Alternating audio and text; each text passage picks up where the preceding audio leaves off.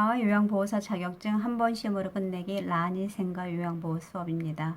우리 지난 시간에는 우리 노화에 따른 심리 정신계 특성에서 보시면 우울증하고 선망에 대해서 설명을 드렸고요. 이번 시간에는 계속 치매하고 그 다음에 뇌졸중과 파킨슨 질환에 대해서 설명을 드리겠습니다. 그리고 이 치매하고 뇌졸중, 파킨슨 질환이 끝나고 나서는 우리가 문제풀이, 우리 5월에 봤던 35회 요양보호사 국가고시에 대해서 문제풀이를 하도록 하겠습니다.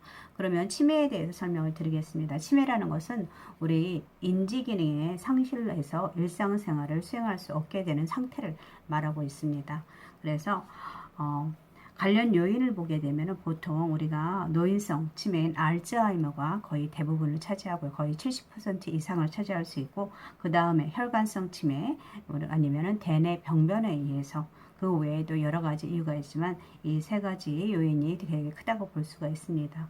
그리고 우리가 건망증과 치매의 차이를 보이시면, 우리 건망증이라는 거는 생리적인 뇌의 현상이라 볼 수 있고요. 그리고 사소하고 덜 중요한 것을 잃어버립니다. 그리고 힌트나 시간이 지나면 기억이 나고요. 일상생활에는 지장이 없는 것이 건망증인데, 치매라는 것은 뇌의 질환으로 볼 수 있고요. 경험한 사건의 전체라든지 중요한 일도 잊어버리고, 그리고 힌트나 시간이 지나도 기억이 안 납니다. 그리고 일상생활에 지장이 있고 수발이 필요한 것이 우리가 건망증과 치매를 비교해서 설명할 수 있고요. 그래서 증상을 보면은 일단은 인지장애가 가장 크죠. 네, 그래서 인지장애가 가장 크다고 볼 수 있는데, 먼저 기억력 저하로 인해서 약속을 자주 잊고 물건을 자주 잃어버리고, 그리고 언어 능력이 저하돼서 말하다가 말문이 자주 막히고 말수가 현저하게 감소된다고 볼 수 있고요. 그리고 진압력 저하로 인해서 날짜라든지 요일, 시간을 자주 착각하게 합니다. 그리고 시공간 파악 능력이 저하돼서 자주 다니던 곳이 길을 잃고 헤맬 수도 있고요. 그리고 실행 기능이 저하돼서 옷매무새가 옷 입는 것이 전혀 신경을 안 쓰고 흐트러져도 지저분한 인상을 주게 됩니다. 그리고 정신행동 증상에는 보통 우울증이 보이고요. 그래서 우리가 아까 그 전 시간에서 설명했던 우울증하고 우리 치매하고 자주 비교 증상을 해서 우리가 치매의 한 부분으로서 우울증이 나타나는데, 이것이 우울증인 줄 알고 계속 간과했다가 치매가 진행이 된 다음에 우리 치매로 진단받게 되는 경우가 있습니다. 그래서 우리가 우울증과 치매의 차이점을 알고 있도록 하는 것이 좋겠죠. 그래서 우울증이라든지 정신증도 나거나요. 정신증에서는 여기서 망상이라든지 환시가 보이기도 합니다. 그리고 초조하고 때로는 공격성을 보이기도 하고요. 수면장애를 일으켜서 거의 밤낮이 바뀌는 그런 것들을 보이기도 합니다. 그래서 이거에 대한 보통 치료 및 예방을 보시면 약물요법하고 비약물요법을 같이 병행해서 하기도 합니다. 그래서 비약물요법에는 환경을 개선한다든지 행동 개입이라든지 인지 활동이나 활동 작업을 주게 됩니다. 그리고 우리가 가지고 있는 기저질환 같은 거 있잖아요. 고혈압이나 당뇨병, 심장병 등 성인병 등을 철저하게 관리할 수 있도록 해주는 것이 좋고요. 그리고 대상자가 소량으로 규칙적으로 식사하는 것들이 굉장히 중요합니다. 하루 3끼 잘 맞춰서 들을 수 있도록 하는 거예요. 그리고 규칙적으로 운동하고, 그리고 취미 활동이라든지 사교 활동을 계속함으로써 두뇌 활동을 계속 지속할 수 있도록 하는 것이 좋겠죠. 그 다음에 기억력 장애 증상을 보이는 경우에는 우리가 자주 이런 건망증이라든지 이런 이거 건망증과 치매의 차이를 알아서 우리가 부모님들이 우리가 가까이 있는 분들이 나타난다면 이런 치매 안심센터를 통해서 조기 검진을 받게 하는 것이 좋습니다. 그래서 보시면 치매 단계별 특징들이 있습니다. 치매 단계별 특징들을 보면은 치매 초기에는 보통 우리가 가족이나 동료들이 문제를 알아채기 시작하지만 혼자서 지낼 수 있는 수준이고요. 그 다음에 물건을 둔 장소를 기억하지 못하며 물건을 자주 잃어버리게 되고요. 그리고 전화통화의 내용을 기억하지 못하고 반복해서 질문하게 됩니다. 그리고 자기 물건을 잃어버리고도 남이 훔쳐갔다고 의심하는 것들이 있고요. 그리고 치매 중기에는 보통 최근 기억과 더불어서 먼 과거 기억에 부분적으로 상실을 보여줍니다. 그래서 각종 정신행동 증상, 아까 말했던 망상이라든지 환각, 환시 같은 것들이 나타나고요. 그리고 도움 없이는 혼자서 지내길 수 없는 수준이 되기도 합니다. 그리고 주소라든지 전화번호, 가까운 가족 이름을 잊어버리기도 하고요. 그리고 집 주변에서도 길을 잃어버릴 같은 이런 증상이 나타나기도 합니다. 그리고 쓸모없는 물건을 모아두었다가 쌌다가 풀었다 하는 행동을 보이기도 합니다. 그 다음에 치매 말기에는 독립적인 생활이 불가능한 수준이고요. 그리고 의사소통이 거의 불가능하고, 그 다음에 판단을 하거나 지시를 따르지 못하고요. 그리고 소리를 지르거나 대변을 만지는 등의 심한 문제 행동이 나타나기도 합니다. 그래서 치매 단계별 특징은 치매 초기와 중기, 말기가 있을 수 있고요. 이게 우리 치매에 대한 설명일 수 있고요. 그 다음에 뇌졸중입니다. 뇌졸중은 보통 보시면 뇌에 혈액을 공급하는 혈관이 막히거나 터져서 나타나는 뇌손상이 오고요. 그에 따라서 신체 장애가 나타나는 것입니다. 그래서 편마비라든지 이런 증상이 나타날 수 있겠죠. 그래서 관련 요인을 보면은 흡연이나 스트레스, 비만 또는 고혈압이나 당뇨병, 심장병, 뇌졸중에 과거력이 있다든지 아니면 고지혈증이 있는 사람들한테 이런 뇌졸중이 나타난다고 합니다.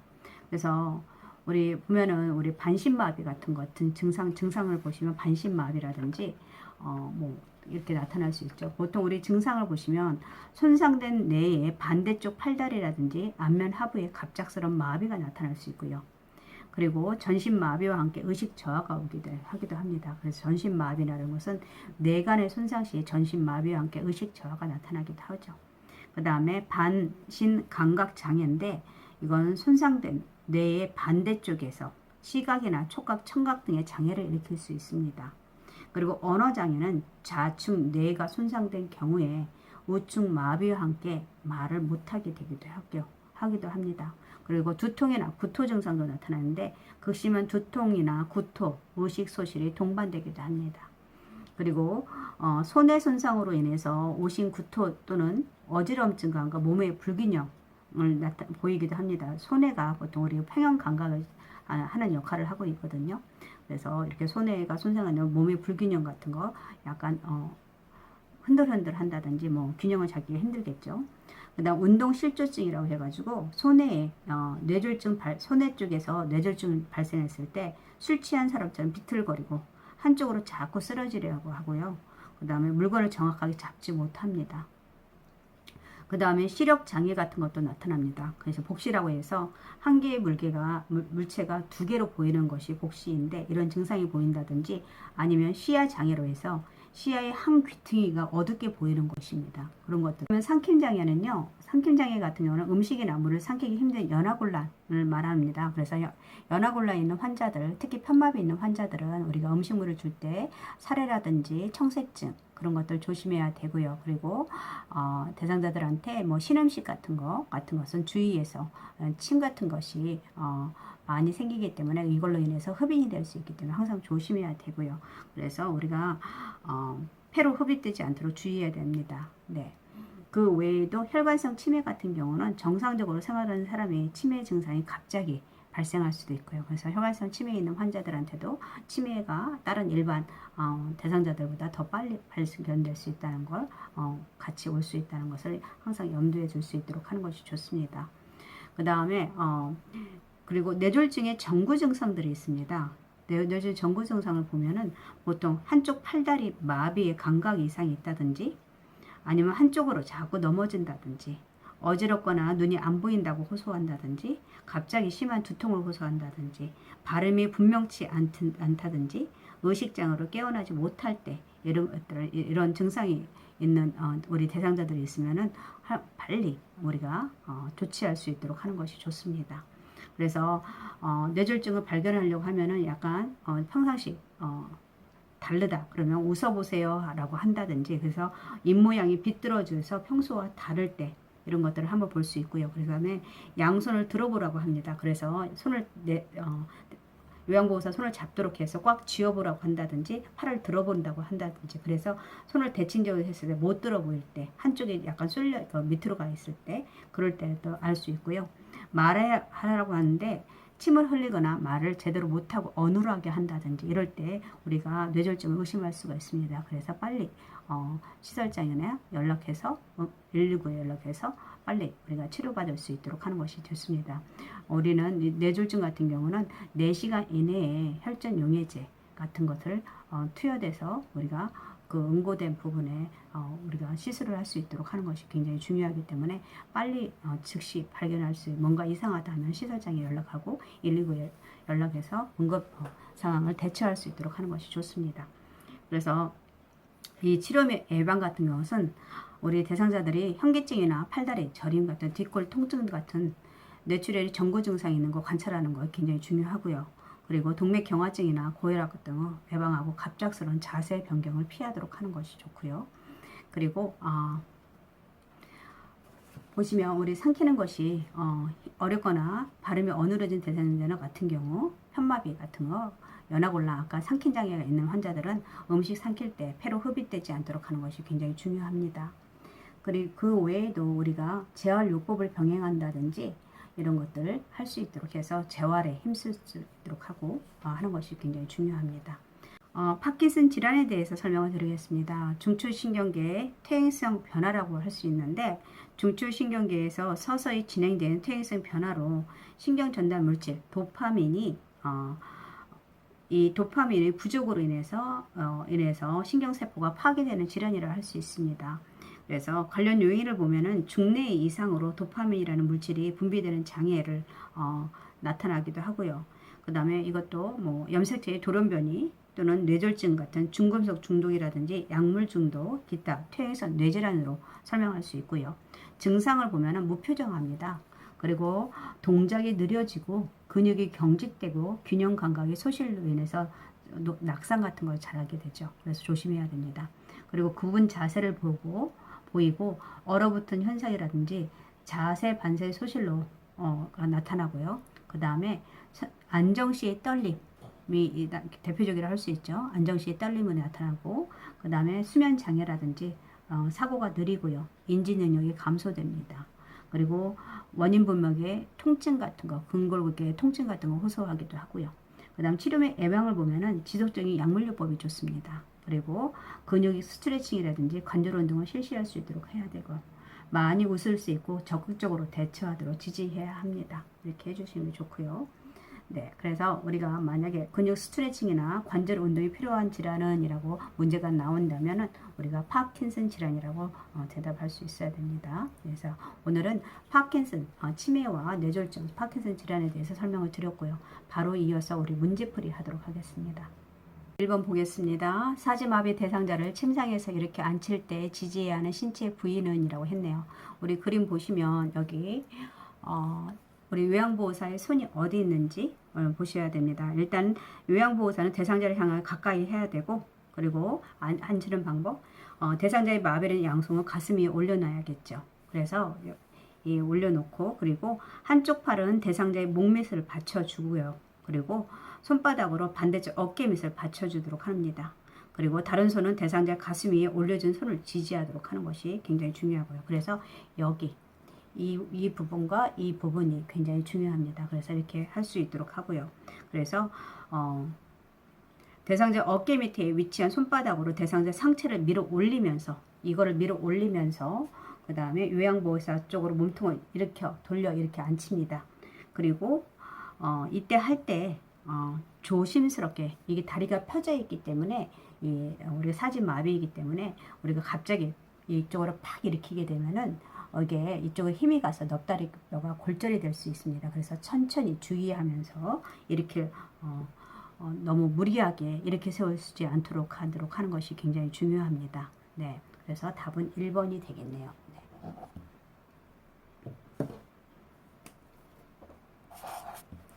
그 다음에 53번 문제인데요. 네, 53번 같은 경우, 네.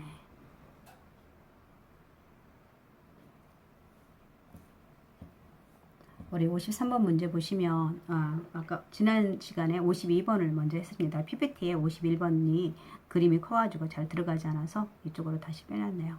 그래서 53번 왼쪽 편마비 대상자가 바닥에서 휠체어로 이동할 때 돕는 방법이라고 했습니다. 휠체어로. 그래서 편마비 바닥에서 휠체어로 옮기는 방법. 그래서 대상자 왼쪽이라 했으니까 어느 쪽에 서야 되면 뒤쪽에 왼쪽에 서야겠죠. 그래서 우선은 어느 쪽으로 우리가 서야 되냐면 휠체어의 위치는 어느 쪽에 놓아야 됩니까? 그렇죠. 오른쪽에 건강한 쪽에 놔야 돼서 일단은 대상자가 어느 쪽을 잡고 있는지를 보시는 게 좋습니다. 그래서 우리가 이쪽을 보시면 이쪽이 마비 쪽이니까 오른쪽 손으로 휠체어 손잡이를 잡고 있죠. 그래서 휠체어 손잡이를 잡도록 하고 그리고 요양보호사는 마비 쪽 뒤쪽에 서 있도록 하는 것이 좋습니다. 그래서 가까이에 휠체어 건강한 쪽에 휠체어를 가져와서 잠금 장치를 하고요. 그리고 대상자가 바닥에 무릎을 대고 그리고 건강한 손으로 휠체어를 잡도록 하고요. 여기서 보시면 네. 그리고 무릎을 꿇고 엉덩이를 들어 올려서 허리를 펴도록 하는 겁니다. 그래서 요양보호사는 뒤에서 한 손으로 허리를 잡아주고요. 그리고 한쪽 손을 어깨를 지지해 주도록 하는 것이 좋습니다. 그리고 건강한 쪽 무릎을 세워서 천천히 일어나도록 도와주어서 휠체어에 앉히도록 하는 것이 좋습니다. 그래서 어느 쪽에 있는지 먼저 그걸 해야겠죠. 그래서 이쪽은 왼쪽으로 잡았으니까 아니고 이쪽은 무릎을 왼쪽 마비 쪽으로 했네요. 그리고 마비 쪽 손으로 잡았고 이것도 마비 쪽 손으로 잡았기 때문에 아닙니다. 그래서 답은 2번이 되겠네요. 네. 문제를 보겠습니다. 보행 벨트를 사용해서 편마비 대상자의 보행을 돕는 방법으로 옳은 것은 이라고 했네요. 보행 벨트 우리 고무 받침이 달았는지 확인한다. 고무 받침이 이건 아니죠. 보행 벨트는 우리 허리 쪽에다 매는 것이니까 보행 벨트는 가슴 위치에 고정한다. 아니죠. 우리 보행 벨트는 가슴이 아니라 허리에 있고요. 그 다음에 보행 벨트는 대상자의 피부에 아니죠. 옷 위에다가 해야 되죠. 대상자의 마비 쪽 뒤에서 보행 벨트를 손잡이를 잡는다. 맞고요. 그 다음에 건강한 쪽으로 보행벨트 손잡이는 대상자 스스로 잡기 아니죠. 우리가 대상자의 마비 쪽 뒤에 서서 보행벨트를 잡도록 하는 것입니다. 그래서 우리가 보행벨트를 사용하기 전에 대상자의 그 보행벨트의 끈이라든지 패드 상태는 어떤지 그리고 손잡이 바느질 자주 사용하니까 바느질 상태는 확인하고 하는 것이 좋고요. 대상자 같은 경우는 우리 허리 부분에 하도록 하는 게 좋고 벨트나 끈이 풀리지 않았는지 우리 보행하기 전에 확인하도록 하는 것이 좋고요. 그리고 대상자의 불편한 쪽 뒤에 서야 됩니다. 그리고 요양보호사의 한 손은 벨트 손잡이를 잡고 다른 한 손은 반대편 벨트 손잡이를 잡아서 안정적으로 대상자가 걸을 수 있도록 하는 것이 좋습니다. 그래서 이것은 바이오드 쪽에서 뒤를 잡는다라고 하고 있고요. 그 다음에 대상자를 휠체어에서 자동차로 이동시키는 순서는 이라고 했네요. 보시면 순서가 휠체어를 자동차와 비스듬하게 되도록 놓는다. 대상자의 엉덩이를 휠체어 앞쪽으로 이동시켜 두 발의 뒷면에 닿게 내려놓는다. 요양보호사의 무릎으로 대상자의 왼쪽 무릎을 지지하면서 이렇게 자동차 시트에 앉힌다. 라버는 휠체어의 잠금 장치를 고정한다. 대상자의 엉덩이를 좌우로 이동시켜 자동차 시트에 깊숙이 앉게 한다라고 했네요. 그러면 답이 처음부터 우리 해볼까요? 우리 휠체어를 자동차와 비스듬하게 되도록 놓는 거, 그게 첫 번째가 되겠네요. 그 다음에 잠금 장치 해야겠죠. 휠체어의 잠금 장치를 고정하고 그리고 대상자의 엉덩이를 휠체어 앞쪽으로 이동시켜 두 발의 지면에 닿게 내려놓는 게 맞겠고요. 그리고 요양보호사의 무릎으로 대상자의 마비쪽 무릎을 지지하면서 일으켜 자동차 시트에 앉히도록 하고 그리고 그 다음에 대상자의 엉덩이를 좌우로 이동시키면서 자동차 시트에 깊숙이 앉게 한다라고 하는 게 맞겠네요. 그래서 가, 라, 나, 다, 마가 되겠네요. 그죠? 네, 이게 답이 되겠네요.